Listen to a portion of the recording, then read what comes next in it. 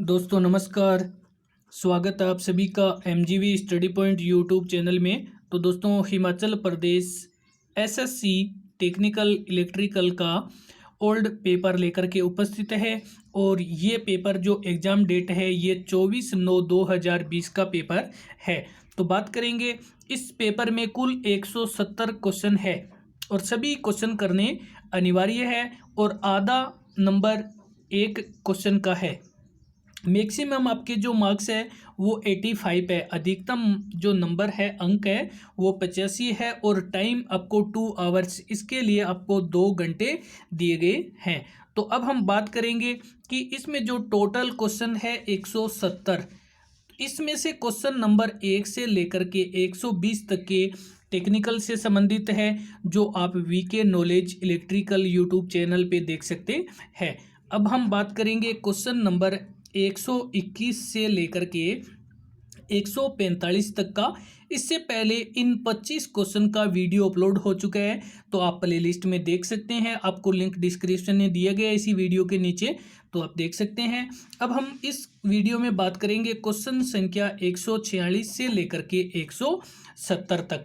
तो ये जो टोटल नॉन टेक्निकल जो बी पार्ट है उसमें टोटल क्वेश्चन है 50 और ये 50 क्वेश्चन आपको 2 वीडियो में यानी 25 + 25 करके 2 वीडियो में आपको मिलेंगे।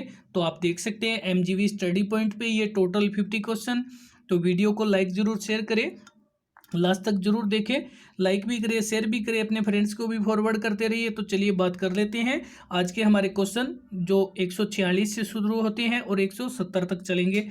क्वेश्चन 146, इससे पहले क्वेश्चन 145 तक का वीडियो अपलोड है, क्वेश्चन संख्या 1 से लेकर के 145 तक था, तो आप देख सकते हैं। लिंक इस वीडियो के डिस्क्रिप्शन में दिया गया है।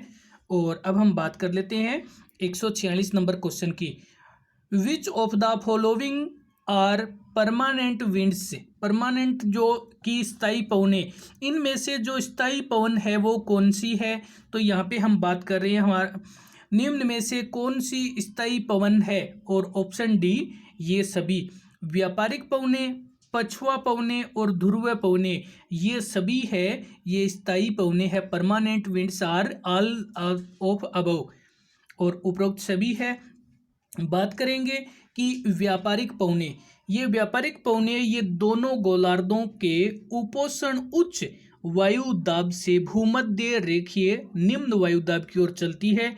ये 5 डिग्री से 30 डिग्री अक्षांश के मध्य चलती है।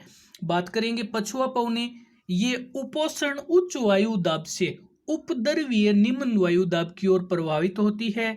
और आगे ध्रुवीय पवनें, ये 65 डिग्री से ध्रुवों के मध्य उच्च वायु दाब से निम्न वायु दाब की ओर चलती है और ये तेज चलती है, इसी के कारण इसे नाई स्टर भी कहलाती है।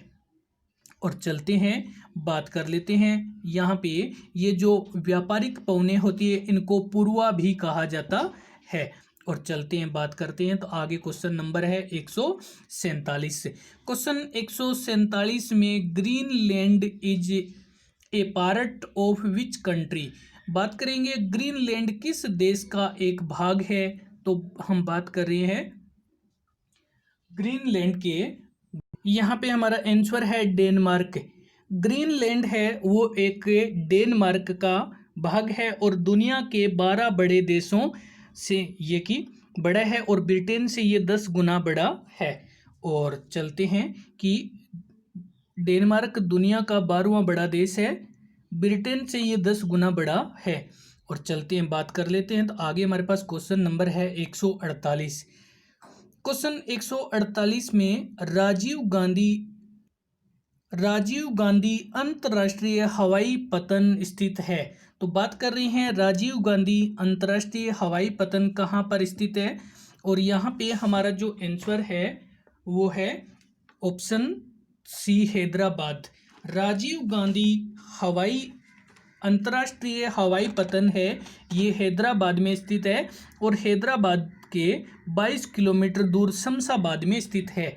और चलते हैं बात करते हैं। तो आगे हमारे पास क्वेश्चन नंबर है विच is the oldest port in India, Bharat की सबसे प्राचीन बंदरगाह कौन सी है? तो ओल्डेस्ट पोर्ट इन इंडिया, और भारत की जो सबसे पुरानी बंदरगाह है वो है चेन्नई बंदरगाह। इसको मद्रास भी कहा जाता है और ये तमिलनाडु में स्थित है और देश का दूसरा सबसे बड़ा पोर्ट है।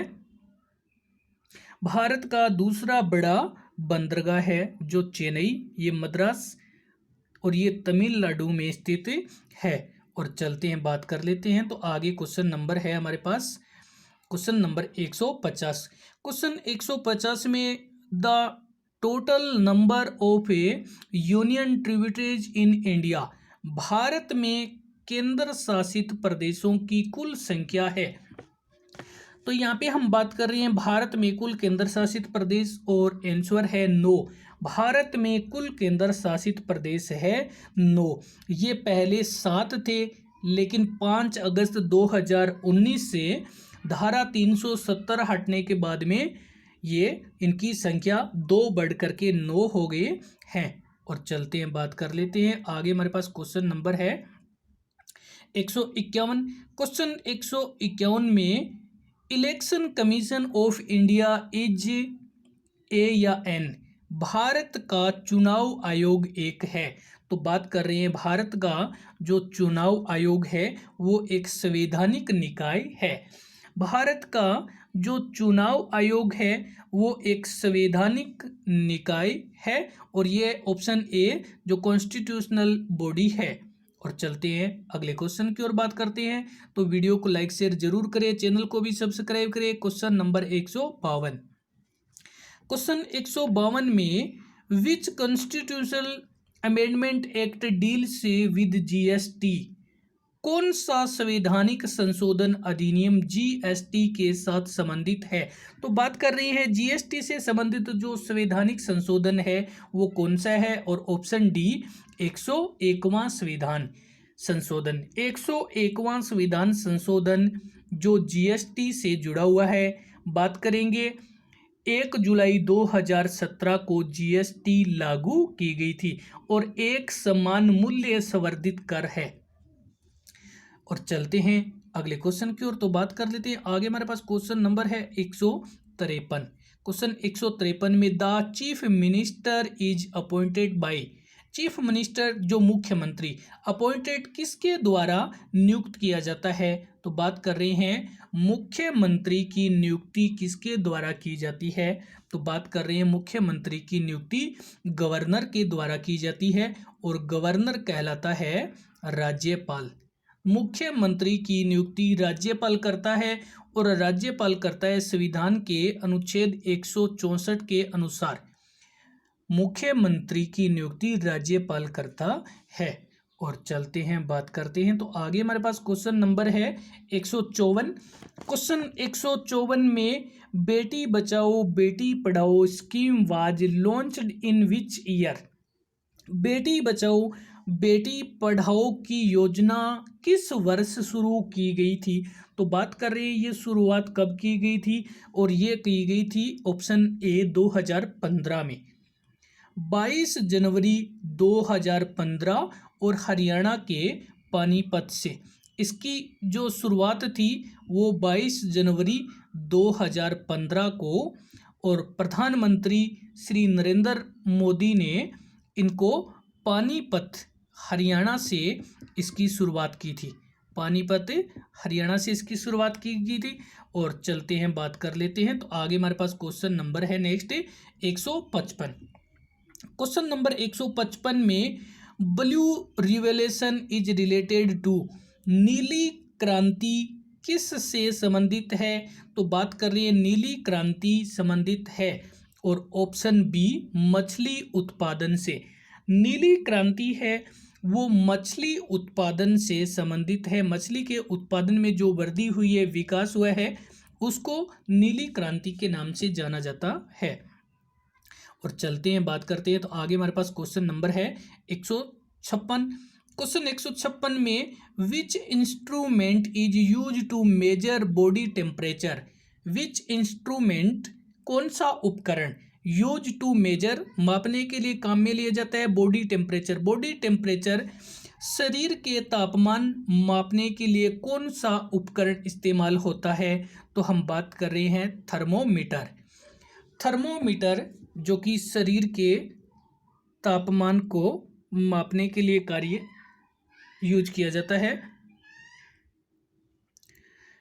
और चलते हैं, बात कर लेते हैं। तो आगे हमारे पास क्वेश्चन नंबर है 157।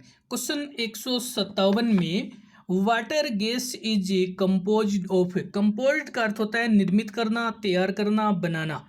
वाटर गैस किस से बनी है? तो बात कर रहे हैं जो वाटर गैस है ये एकमात्र कृत्रिम होती है। जो वाटर गैस होती है ये कृत्रिम होती है और ये कार्बन मोनोऑक्साइड और हाइड्रोजन से बनी होती है। ये कार्बन मोनोऑक्साइड और हाइड्रोजन से बनी होती है। ये कृत्रिम और ये कोयला गैस के साथ मिलाकर के ईंधन के काम में आती है। जो वाटर गैस है इसको कोयला गैस के साथ मिलाकर के ईंधन के काम आती है और ये बड़ी मात्रा में हाइड्रोजन तैयार करती है। एकमात्र जो कि ये ईंधन के रूप में प्रयुक्त की जाती है। ये कृत्रिम गैस है और ये कार्बन मोनोऑक्साइड और हाइड्रोजन से बनती है। और चलते हैं, बात करते हैं। तो आगे हमारे पास क्वेश्चन नंबर है 158। Which is called black lead, जो ब्लैक लीड है वो क्या कहलाती है? तो यहाँ पे किसको काला लेड कहते हैं? तो बात कर रहे हैं काला लेड क्या है। और यहाँ पे ऑप्शन डी इनमें से कोई नहीं, इनमें से कोई नहीं, क्योंकि सीसा को काला लेड कहा जाता है, सीसा को। और सीसा का जो प्रतीक होता है, प्रतीक चिन्ह, वो पीबी कहलाता है। सीसा को लेड भी कहा जाता है। और चलते हैं, बात करते हैं। तो आगे हमारे पास क्वेश्चन नंबर है 119। डायरिया इज केज्ड बाय, यहाँ पे हम बात करें कि जो डायरिया हो किससे होता है, यानी अतिसार किस से होता है? तो बात कर रहे हैं अतिसार की जो बीमारी है वो किस कारण होती है? और यहाँ पे हमारा जो आंसर है ऑप्शन ए, विषाणु से। जो डायरिया होता है वो विषाणु से होता है और इन्हें वायरस भी कहा जाता है। और चलते हैं, बात कर लेते हैं। तो आगे हमारे पास क्वेश्चन नंबर है 160।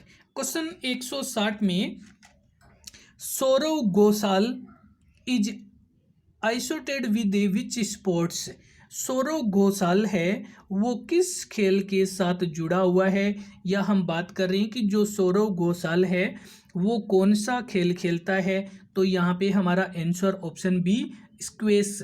सौरव घोषाल है वो स्क्वैश खेलता है। और चलते हैं, बात करते हैं। तो आगे हमारे पास क्वेश्चन नंबर है 161। क्वेश्चन 161 में as of 2020 which is the only Bollywood movie to win 13 Filmfare awards.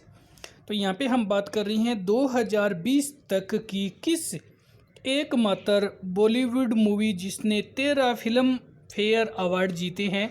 तो यहाँ पे 13 फिल्म अवार्ड जीतने वाली 2020 तक की एकमात्र बॉलीवुड मूवी, और यहाँ पे हमारा आंसर ऑप्शन डी, गली बॉय। गली बॉय फिल्म है वो 2020 तक एकमात्र बॉलीवुड मूवी ऐसी है जिसने 13 फिल्म अवार्ड जीते हैं। और चलते हैं, बात करते हैं अगले क्वेश्चन की। तो आगे हमारे पास क्वेश्चन नंबर है 162। क्वेश्चन 162 में यहाँ पे हम बात कर रहे हैं which state recently commenced operation of India's first intercity electricity bus service. बात कर रहे हैं कि भारत के किस राज्य में हाल ही में भारत का पहला इंटरसिटी इलेक्ट्रिक बस सेवा संचालन किया गया है। तो बात कर रही हैं भारत का ऐसा कौन सा पहला राज्य है जिसने इलेक्ट्रिक सिटी इंटरसिटी बस सेवा शुरू की है। और यहाँ पे हमारा आंसर है महाराष्ट्र। ये महाराष्ट्र में 6 सितंबर 2020 से शुरू की गई है और ये महाराष्ट्र मुंबई से पुणे के बीच में MSRTC द्वारा संचालित की गई है। और चलते हैं, बात करते हैं। तो आगे हमारे पास क्वेश्चन नंबर है 163। क्वेश्चन 163 में January 1 is a Friday then which is the first day of month of March in a leap year. यदि 1 जनवरी को शुक्रवार है तो लीप वर्ष में मार्च के महीने में पहला दिन कौन सा वार होगा। तो चलते हैं देख लेते हैं कि 1 जनवरी को अगर शुक्रवार है, 1 जनवरी को शुक्रवार है और जनवरी में टोटल दिनों की संख्या है वो होती है 31। तो अब हमारे पास यहाँ पे टोटल 31 दिन है। और लीप ईयर में जो फरवरी होती है, यानी जनवरी के बाद में आएगी फरवरी। अगर 1 जनवरी को शुक्रवार है तो जनवरी के दिन बचते हैं हमारे पास 30। और आगे जब फरवरी लीप ईयर की होती है, तो जब लीप ईयर की होती है तो फरवरी होती है 29 दिन की। और आगे हमारे पास आगे आपसे ये पूछा जा रहा है कि 1 मार्च को, यानी जस्ट अगले दिन 1 मार्च हो जाएगी, तो 1 मार्च को। तो अब इन तीनों महीनों के जो दिन जोड़ते हैं तो ये बनते हैं हमारे पास टोटल जो 60 दिन। क्योंकि 1 जनवरी में 31 दिन होते हैं, लेकिन 1 तारीख को शुक्रवार है तो आगे हमारे पास 30 दिन बचे। और फरवरी हमारे पास लीप ईयर में 29 दिन की होती है, तो 29 और आगे 1 मार्च को आपसे पूछा जा रहा है कौन सा बार होगा। तो ये टोटल दिन हमारे पास हो गए 60। और अब हम क्या करेंगे, इन 60 में 7 का भाग देकर के विषम दिन ज्ञात करेंगे। और 60 में जब हम 7 का भाग देते हैं तो 4 बचते हैं हमारे पास शेष। और ये जो शेष फल बचता है यही विषम कहलाता है। अब हम आगे देखेंगे कि शुक्रवार के बाद में 4 दिन आगे कौन सा बनता है।